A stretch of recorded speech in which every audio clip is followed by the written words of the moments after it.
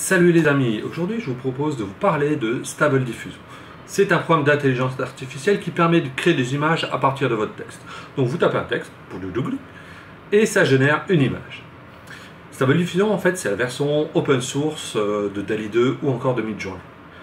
DALL-E 2 et Midjourney sont en fait très bien, bon ils sont payants, hein, donc dès que vous voulez générer des images, il faut des crédits. Par exemple pour DALL-E 2, j'étais d'ailleurs bêta-testeur, j'ai eu de la chance. Hein. Et encore une fois, c'est génial. Et d'ailleurs, il y a toujours des innovations hein, sur ces autres pros. Mais aujourd'hui, on se concentre sur Stable Diffusion.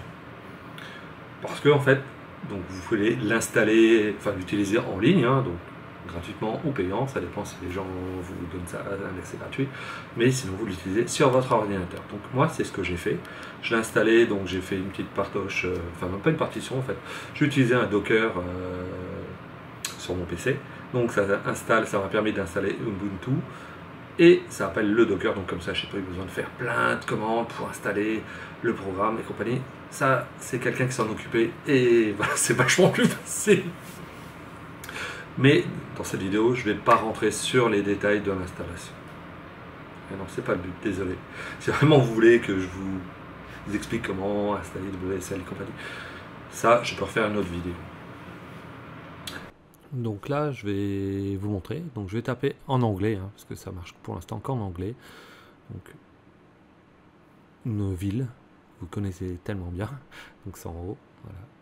Donc par défaut, hein, la taille c'est 512 sur 512. Et donc il y a quelques options qu'on peut modifier, générer plusieurs images et compagnie.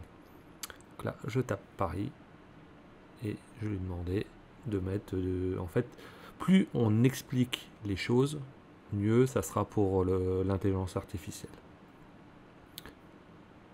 Voilà, donc beaucoup détaillé, réaliste. Hein. Je peux changer plein de paramètres. Donc ce que vous voyez par exemple là, 7,5, c'est pour lui laisser libre cours à son imagination, ou on peut lui dire non, sois vachement plus strict au niveau de ce que j'ai écrit. Donc je vais pouvoir générer. Donc là c'est ma machine, hein. Et comme vous pouvez voir, donc à chaque fois que je vais lancer une image, enfin une génération d'image, j'ai le prompt qui fonctionne. Le prompt, le GPU qui fonctionne, excusez-moi. Et donc ça me prend du temps machine. Donc après, plus vous avez un GPU rapide, donc pour ceux qui ont les 3090, mieux c'est. Regardez, ici, je suis à 100% de mon temps, ou de ma carte graphique, de mon GPU, de CUDA plus exactement. Ça prend tout le temps de... je peux plus rien faire en fait, en gros. Hein. Donc là, et encore, on est en 512 sur 512 hein, au niveau de la taille. Bon, après, je vous montrerai d'autres générations. Je ne vais pas laisser le temps, enfin, à chaque fois laisser toute la vidéo en temps réel, ça ne sert à rien. Hein. Donc là, vous pouvez voir, c'est assez long. Donc, si mon prompt est mauvais, je suis sûr d'avoir quelque chose de mauvais. Le but, en fait, c'est souvent en fait, de lui demander plusieurs générations d'images à la fois. Si vous lui en demandez qu'une, c'est pas obligatoirement ce que vous attendez. Enfin, tout dépend. En fait, voilà, je vais vous montrer quelques tests. Ça va être vachement plus simple. Là, je suis encore une fois sous Windows, hein, donc comme je vous avais dit tout à l'heure avec le Docker. Et un petit Ubuntu. Voilà, c'est pareil. Et a priori, donc j'ai un autre programme qui permet aussi d'agrandir la photo. Là, j'ai pas touché de paramètres, comme vous avez pu voir. Hop, j'ai tapé et ça a généré tout seul. Cette photo n'est pas réelle. Donc, elle est inventée. Donc, par rapport à des éléments que l'IA a, en fait, elle invente une photo. Donc, des fois, ça marche bien, des fois, ça marche moins bien. Donc là, je vais faire la même chose. Cette fois-ci, je vais taper. Je veux le voir de nuit, en fait, Paris de nuit. Enfin. Donc, c'est marrant, en fait, Paris, c'est quoi? C'est la Tour Eiffel. C'est le symbole. Donc, là, je pourrais agrandir, hein, comme je vous ai dit. Donc, je retourne sur mon prompt. Et je vais taper ce que j'ai envie. Donc là, je rajoute by night.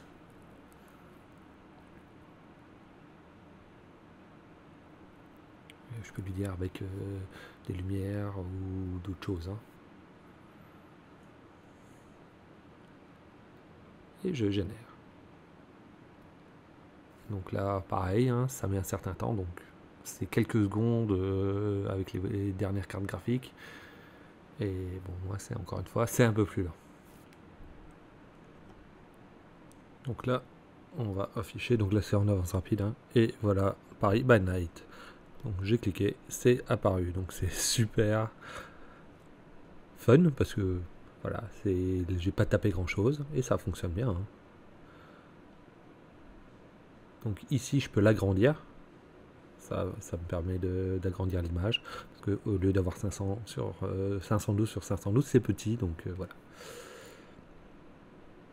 Ça va, ça prend pas beaucoup de temps machine, ça c'est assez rapide. Après il y a des petits défauts, hein, donc le but c'est, on n'a pas obligatoirement la bonne image tout de suite quand on veut. Là je vais vous montrer en fait une petite erreur, enfin des erreurs qu'on peut faire. Hein. Heureusement que à chaque fois je perds pas un crédit. C'est que je veux un lapin combattant. Qu'est-ce que je vais écrire? Warrior Rabbit. Je vais tout en détailler, réaliste, voilà. J'en ai même plusieurs, j'en veux 4. Donc là, je vais lancer. Je vais générer. Donc là, je vous ai passé tous les calculs. Je vous montre juste le calcul final pour faire apparaître l'image. Et voilà. C'est pas top du tout. C'est pas du tout à ça que je m'attendais. Pourquoi? Parce que dans mon prompt, en fait, j'ai pas été assez précis. On va le recommencer pour essayer d'être un peu plus précis. Donc là, j'efface et je vais un peu changer ma phrase. Je lui dis, bah, je suis peut-être pas doué. Hein.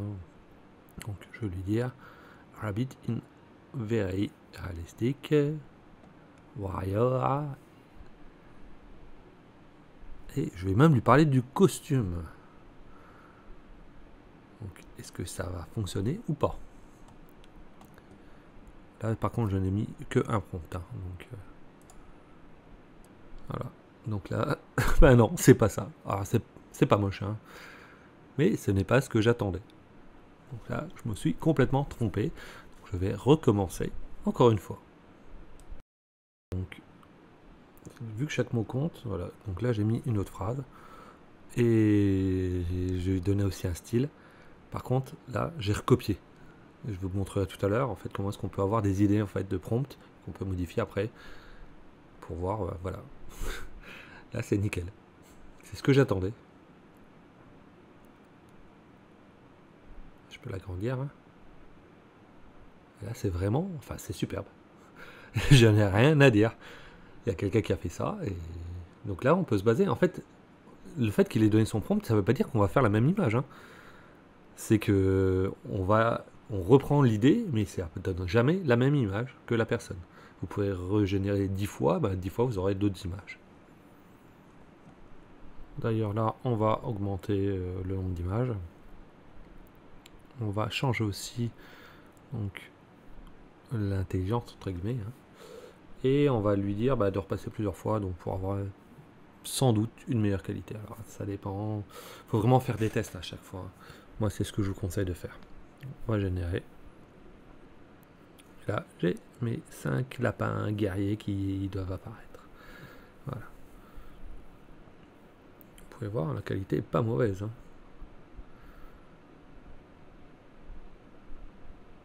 Vraiment pas mal.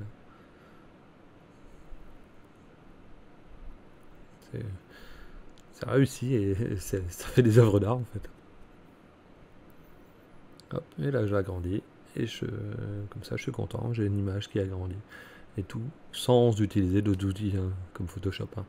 Je fais tout depuis l'application. Tout ce que je vous montre là, en fait, c'est possible de faire ça avec DALL-E et Midjourney. Hein. Il n'y a pas de problème là-dessus, il ne faut pas s'inquiéter. Donc là, je vous ai parlé d'une appli qui s'appelle Lexica, enfin d'un site plutôt, et qui vous permet en fait de récupérer des prompts. Le but, hein, c'est pas de recopier et de faire du copier-coller, c'est de reprendre et puis après de l'améliorer. Vous voyez cette photo, si je fais copier-coller, au début je vous conseille de le faire hein, pour vous habituer, en fait je n'aurai pas la même image. Chaque image est unique, c'est ce qu'il faut vraiment bien se répéter. Hein. Donc, je diminue, je vais en faire 4, hop, je colle. Et donc j'aurai une image qui est un peu proche, donc c'est dans le même style, mais je n'aurai pas la même image. Voilà. C'est pas du tout l'image que j'avais tout à l'heure. Ça peut être mieux, pas bien, voilà. Il y a aussi des paramètres à respecter, donc le sampling, step, il y a aussi la méthode et le classifier. Voilà, je peux changer, je peux améliorer. Donc là, ce que je vais faire, c'est par exemple, je vais utiliser le GFP-GAN, excusez-moi, et qui va me permettre en fait de changer certains défauts qu'il y a dans le visage. En fait, je peux le changer. Regardez, je génère, regardez. Voilà, ça me permet en fait de modifier des défauts, d'améliorer en fait le visage. Alors des fois c'est moins bien, des fois c'est mieux. Ouais, c'est des choix que vous faites, hein. Mais c'est bien parce qu'il y a cette application qui est directement dans la distribution. Là, je peux remodifier. Donc là, par exemple, voilà, j'ai pris le prompt, ça m'a plu. Bah, maintenant, je vais le modifier, je vais le mettre à ma sauce. Hein. Qu'est-ce que je pourrais dire Taper. Donc, qu'est-ce que là c'était une couronne de rose. Par exemple, je pourrais dire, je vais mettre un chapeau. Ouais, ça serait peut-être pas mal ça. Donc là, je vais peut-être mettre le chapeau. Hop. Donc là, j'efface.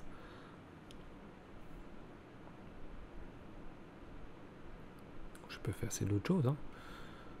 Et au fur et à mesure, je fais des tests. Donc c'est pas, faut pas se dire que c'est du premier coup. Hein. Donc ça, la même chose avec Midjourney et DALL-E 2. Hein. C'est pareil, hein. Il faut faire des tests et à chaque fois on change et puis on regarde ce que ça donne. Et pas oublier le style hein, de l'artiste. Hein. À chaque fois, on peut avoir un autre style. Voilà, j'ai mis 2 photos. Ah, une qui est extrêmement moche. On peut dire la photo, enfin, le résultat est vraiment pas, c'est pas ce à quoi je m'attendais. Celle-là. Par contre, l'autre, voilà, là c'est nickel. J'avais tapé chapeau de cow-boy, j'avais demandé aussi le changement de la coiffure, enfin la couleur des cheveux. J'avais changé d'autres paramètres, donc là par exemple, c'est tous les paramètres que j'ai besoin. Et si je recopie ça, je me rapprocherai de la photo. Jamais si je la donne à quelqu'un, ça sera la même photo. Et donc là, hop, je peux donc la sauvegarder, je peux faire ce que je veux. Je peux aussi la remodifier, comme je vous ai montré. Ici, hop, je la recopie. Et generate. Voilà, je rechange. Et à chaque fois, c'est différent. Regardez au niveau des yeux, de la peau. Encore une fois, c'est votre choix. Hein. C'est vous qui décidez.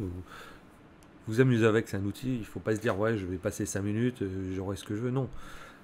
Je vais passer du temps, je vais générer, je vais tester, je teste. L'avantage, encore une fois, hein, c'est parce que pourquoi je l'installe en local, parce que ça me permet de faire plein de tests. Si je ferais ça sur les versions où j'ai des crédits, ça me coûterait très cher. Donc là, je vais en refaire un autre. Je clique comme d'habitude sur Generate, donc j'ai ma phrase. Et après, je vais avoir le résultat. Donc on peut vraiment faire tous les styles de photos. C'est ça qui est intéressant. C'est un truc super futuriste. Un chien cyborg, steampunk avec l'ambiance steampunk. Mélangé donc avec, comme vous avez pu voir, Studio Ghibli et compagnie. Donc il y a plein de choses. C'est pour ça que je dis qu'il faut faire plein de tests. C'est super important d'en faire beaucoup. Si vous voulez vraiment avoir des bons résultats. C'est pas du premier coup. Hein. Donc là, je peux faire d'autres choses. Hein, donc mettre, voilà. Alors c'est une fusée. C'est d'actualité. Voilà, j'ai 4 résultats, parce que j'ai choisi, j'en voulais 4, je pourrais en mettre beaucoup plus. Hein. Enfin, à chaque fois, il faut attendre. Donc, les résultats. sont vraiment pas mal. Il y a des défauts, hein, donc après vous pouvez aussi faire du Photoshop derrière, hein, c'est un choix à faire. Moi j'aime bien le résultat, au niveau couleur, au niveau ambiance. On pourrait vraiment croire enfin, que c'est réel. Hein. Si on ne le dit pas, il y a là récemment, donc il y a quelqu'un qui a gagné en fait un concours hein, d'art là-dessus, en proposant une photo. Là, je vous montre juste que les photos peuvent être sauvegardées en automatique. Donc, si par exemple vous faites quelque chose en ligne, donc vous êtes sur Dali et compagnie, donc sachez que les gens ont vos photos. Hein. Là, je vous montre, hein, j'ai activé une option et toutes les photos sont sauvegardées là automatiquement. Donc, ça veut dire que les gens ont aussi vos photos. Hein. Tout ce que vous allez faire, ils les auront. Donc, les créateurs du site. Hein. Ce qui se passe aussi, c'est que l'avantage de la vente locale, c'est ça fonctionne super bien aussi sur un smartphone. Donc là, je suis depuis l'iPhone. Donc ce que j'ai fait, c'est que j'ai tapé l'IP de mon PC, où j'ai le serveur que j'ai lancé, et je peux générer aussi, pareil, voilà. ça génère une image. C'est vraiment pratique. On peut l'utiliser partout. Et on peut même donc l'ouvrir vers l'extérieur. Encore une fois, si vous avez une carte graphique, ça va consommer vachement votre carte graphique, hein, enfin au niveau du GPU. Donc si vous l'ouvrez à tout le monde, bonne chance. Donc là on peut générer, on peut aussi agrandir, hein, comme j'avais fait tout à l'heure. Je peux agrandir, et ça prend quelques secondes aussi, hein, parce que ça fait appel au serveur normal, hein, que celui depuis tout à l'heure, ce que je vous montre, et après ça renvoie la photo. Donc là c'est par exemple des animations, on peut faire des animations. Alors ça c'est avec un autre module que je ne vous ai pas montré, et là je vais montrer une autre animation.